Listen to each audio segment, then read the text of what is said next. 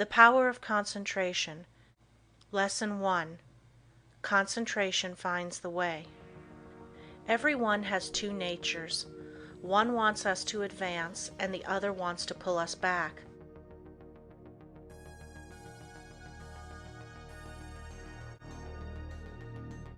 The one that we cultivate and concentrate on decides what we are at the end. Both natures are trying to gain control. The will alone decides the issue. A man by one supreme effort of the will may change his whole career and almost accomplish miracles.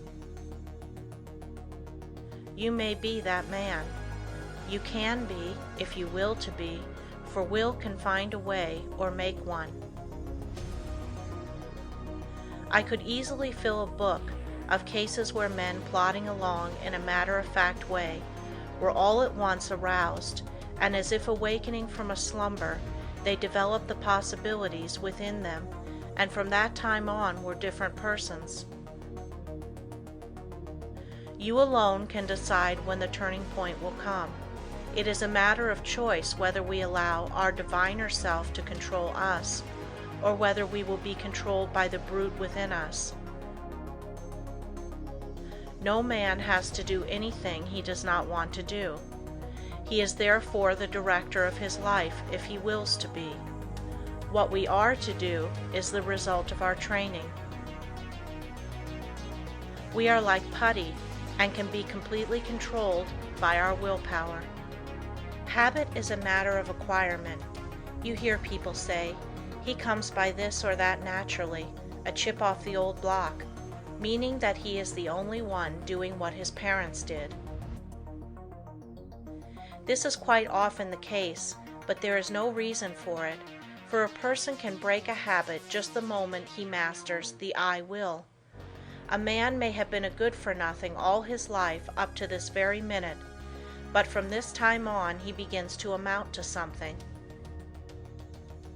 Even old men have suddenly changed and accomplished wonders. "I lost my opportunity," says one. That may be true, but by sheer force of will we can find a way to bring us another opportunity. There is no truth in the saying that opportunity knocks at our door but once in a lifetime. The fact is, opportunity never seeks us. We must seek it. What usually turns out to be one man's opportunity was another man's loss. In this day, one man's brain is matched against another's. It is often the quickness of brain action that determines the result. One man thinks, "I will do it," but while he procrastinates, the other goes ahead and does the work. They both have the same opportunity. The one will complain of his lost chance, but it should teach him a lesson, and it will, if he is seeking the path that leads to success. Many persons read good books, but they say they do not get much good out of them. They do not realize that all any book or any lesson course can do is to awaken them to their possibilities, to stimulate them to use their willpower. You may teach a person from now until doomsday, but that person will only know what he learns himself. You can lead him to the fountain, but you can't make him drink. One of the most beneficial practices I know of is that of looking for the good in everyone and everything, for there is good in all things. We encourage a person by seeing his good qualities, and we also help ourselves by looking for them. We gain their good wishes, a most valuable asset sometimes. We get back what we give out. The time comes when most all of us need encouragement, need buoying up. So form the habit of encouraging others, and you will find it a wonderful tonic for both those encouraged and yourself, for you will get back encouraging and uplifting thoughts. Life furnishes us the opportunity to improve, but whether we do it or not depends upon how near we live up to what is expected of us. The first of each month, a person should sit down and examine the progress he has made. If he has not come up to expectations, he should discover the reason, and by extra exertion, measure up to what is demanded next time. Every time that we fall behind what we plan to do, we lose just so much, for that time is gone forever. We may find a reason for doing it, but most excuses are poor substitutes for action. Most things are possible. Ours may be a hard task, but the harder the task, the greater the reward. It is the difficult things that really develop us. Anything that requires only a small effort utilizes very few of our faculties and yields a scanty harvest of achievement. So do not shrink from a hard task, for to accomplish one of these will often bring us more good than a dozen lesser triumphs. I know that every man that is willing to pay the price can be a success. The price is not in money, but in effort. The first essential quality for success is the desire to do, to be something. The next thing is to learn how to do it. The next to carry it into execution. The man that is the best able to accomplish anything is the one with a broad mind, the man that has acquired knowledge, that may, it is true, be foreign to this particular case, but is nevertheless of some value in all cases. Wants to be successful must be liberal. He must acquire all the knowledge that he can.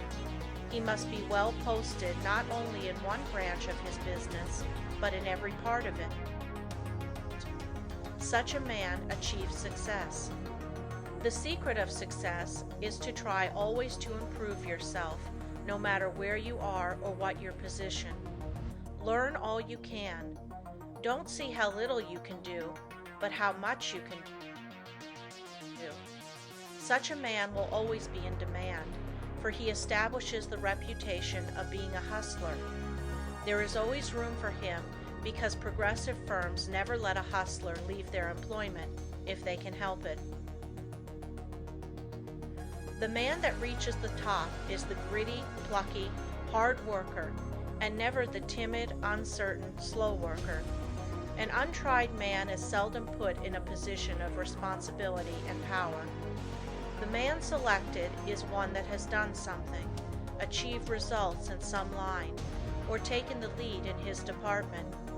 He is placed there because of his reputation of putting vigor and virility into his efforts, and because he has previously shown that he has pluck and determination. The man that is chosen at the crucial time is not usually a genius. He does not possess any more talent than others, but he has learned that results can only be produced by untiring, concentrated effort. That miracles in business do not just happen. He knows that the only way they will happen is by sticking to a proposition and seeing it through. That is the only secret of why some succeed and others fail. The successful man gets used to seeing things accomplished and always feels sure of success. The man that is a failure gets used to seeing failure, expects it, and attracts it to him. It is my opinion that with the right kind of training, every man could be a success. It is really a shame that so many men and women, rich in ability and talent, are allowed to go to waste, so to speak. Someday I hope to see a millionaire philanthropist start a school for the training of failures. I'm sure he could not put his money to a better use. In a year's time, the science of practical psychology could do wonders for him. He could have agencies on the lookout for men that had lost their grip on themselves, that had through indisposition weakened their will, that through some sorrow or misfortune had become discouraged. At first, all they need is a little help to get them back on their feet, but usually they get a knock downwards instead. The result is that their latent powers never develop, and both they and the world are the losers. I trust that in the near future, someone will heed the opportunity of using some of his millions in arousing men that have begun to falter. All they need to be shown is that there is within them an omnipotent source that is ready to aid them, providing they will make use of it. Their minds only have to be turned from despair to hope to make them regain their hold. When a man loses his grip today, he must win his redemption by his own will. He will get little encouragement or advice of an inspiring nature.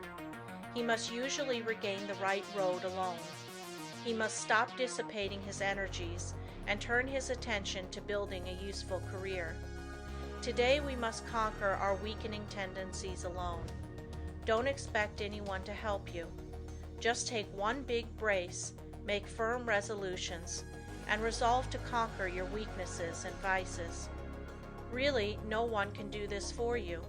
They can encourage you, that is all. I can think of nothing but lack of health that should interfere with one becoming successful. There is no other handicap that you should not be able to overcome.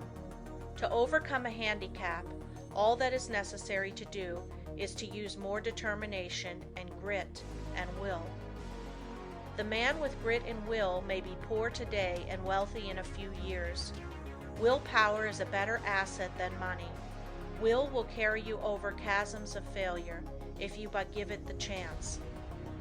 The men that have risen to the highest positions have usually had to gain their victories against big odds. Think of the hardships many of our inventors have gone through before they became a success. Usually they have been very much misunderstood by relatives and friends. Very often they did not have the bare necessities of life. Yet by sheer determination and resolute courage, they managed to exist somehow until they perfected their inventions, which afterwards greatly helped in bettering the condition of others. Everyone really wants to do something, but there are very few that will put forth the needed effort to make the necessary sacrifice to secure it. There is only one way to accomplish anything, and that is to go ahead and do it. A man may accomplish almost anything today if he just sets his heart on doing it and lets nothing interfere with his progress. Obstacles are quickly overcome by the man that sets out to accomplish his heart's desire. The bigger the man, the smaller the obstacle appears. The smaller the man, the greater the obstacle appears. Always look at the advantage you gain by overcoming obstacles, and it will give you the needed courage for their conquest. Do not expect that you will always have easy sailing. Parts of your journey are likely to be rough. Don't let the rough places put you out of commission. Keep on with the journey. Just the way you weather the storm shows what material you are made of. Never sit down and complain of the rough places, but think how nice the pleasant stretches were. View with delight the smooth plains that are in front of you. Do not let a setback stop you. Think of it as a mere incident that has to be overcome before you can reach your goal.